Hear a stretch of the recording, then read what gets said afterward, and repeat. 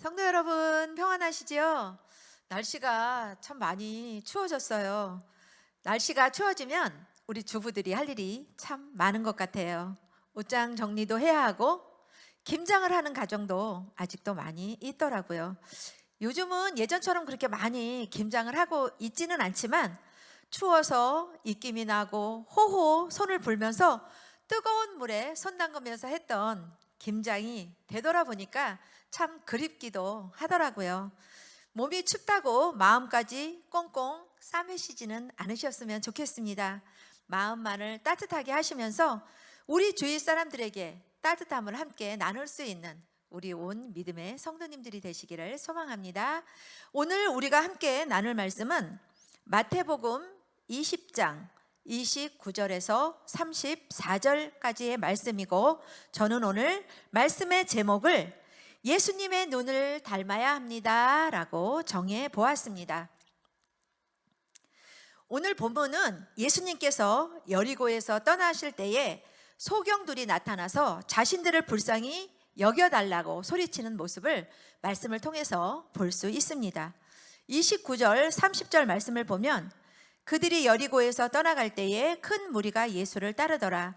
맹인 두 사람이 길가에 앉았다가 예수께서 지나가신다 함을 듣고 소리질러 이르되 주여 우리를 불쌍히 여기소서 다윗의 자손이여 하니, 그들은 예수님이 다른 소경들도 치유하셨다는 정보를 듣고 이번 기회를 놓친다면 평생 소경으로 살며 멸시와 천대를 극복할 길이 없음을 알고 필사적으로 아마 부르짖었을 것입니다.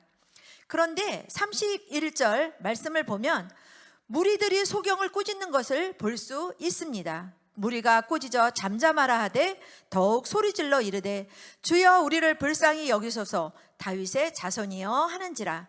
무리들은 예수님의 영광스러운 왕의 취임식에 초라한 소경에 의해 방해받고 있다고 생각이 들었을 것입니다. 그러나 소경들은 무리들의 꾸짖음에도 아랑곳하지 않고 더욱 소리 높여 주의 도우심을 간구한 것을 볼 수 있습니다.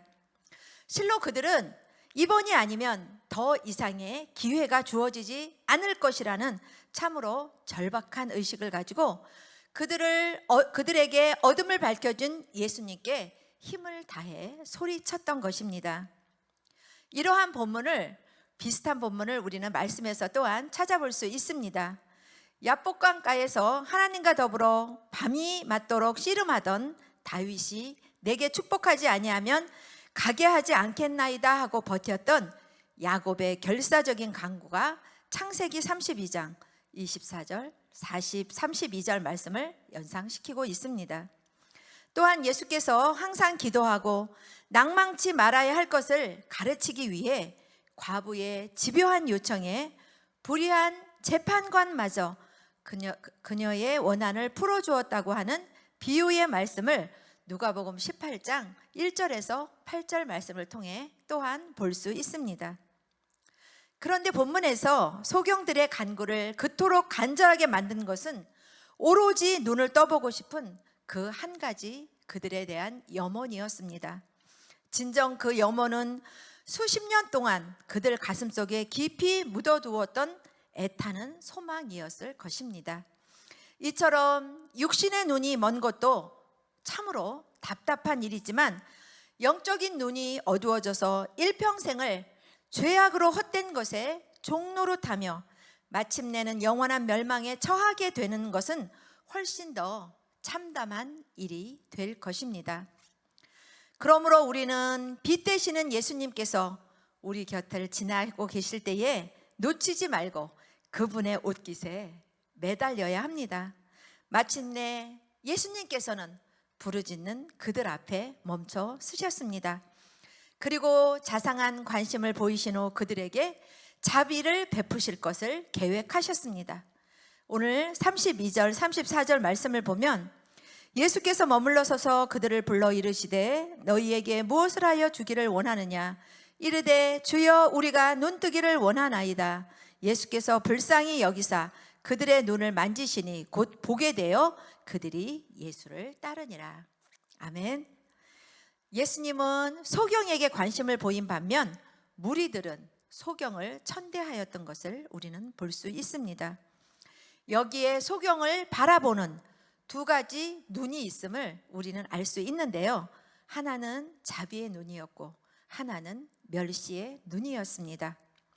우리 성도님들은 어떤 눈을 가지고 계시는지 한번 생각해 보시기 바랍니다.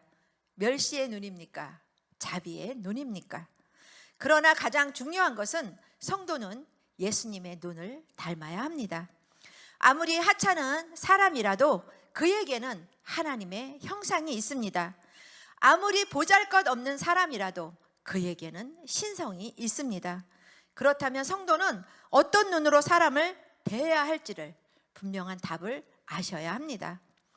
그러기 위해서 우리는 성령이 인도하시는 바에 따라 구체적인 기도 제목을 갖고 그분의 발걸음이 우리 앞에 멈춰질 수 있도록 간절히 부르짖는 우리 모두가 되어야 합니다. 늘 예수님의 눈을 담기 위해서 말씀과 기도를 묵상하셔서 힘들고 어려운 믿음의 성도들에게 삶의 소망과 사랑을 나눠주시는 우리 온 믿음의 성도님들이 되시기를 소망합니다.